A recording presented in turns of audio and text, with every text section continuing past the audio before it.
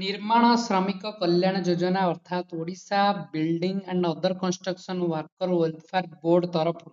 government of Odisha तरफ जो मैंने दशम पास करिसेंती सेमानंकु 10,000 टंका पर्यंत स्कॉलरशिप टंका मिलिबो किभଳି मिलिबो केउ उपाय मिलिबो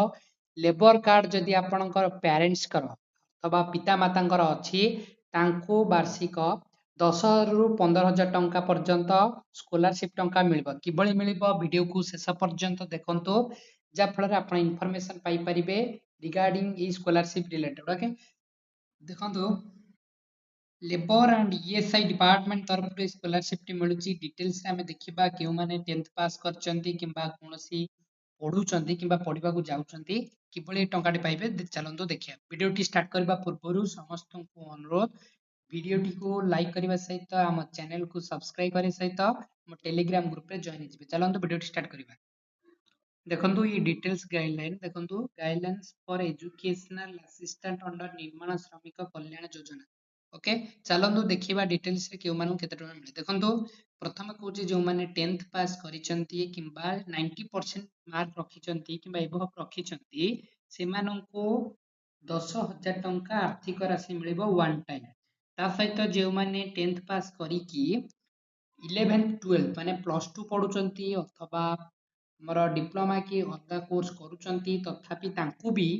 5,000 टंका पर्यंत वार्षिक ए स्कॉलरशिप टी मिले देखंतु यार एलिजिबिलिटी रहउची समस्तक पेरेंट्स को पाखरे लेबर कार्ड अर्थात बीओसी कार्ड थिबा दरकार माने निर्माण श्रमिक कल्याण योजना तरफ लेबर कार्ड जो प्रदान करा जायताए समस्तक पाखरे ए कार्ड टी थिले सेमानंक पिलांकु दशम पास करिसंती जदी सेमानंकु 10 रु 15,000 टंका वार्षिक मिले देखंतु ई डिटेल्स गाइडलाइन हम टेलीग्राम ग्रुप रे हमें पठै दबु सेठु आपण डिटेल्स देखि परिबे देखंतु ये सूचना टी थिला जो माने 10th पास करिसंती किबा 10th पास करिके अलगा केउ कोर्स करिबा को चाहुचंती सेमानंकु रिलेटेड ए वीडियो टी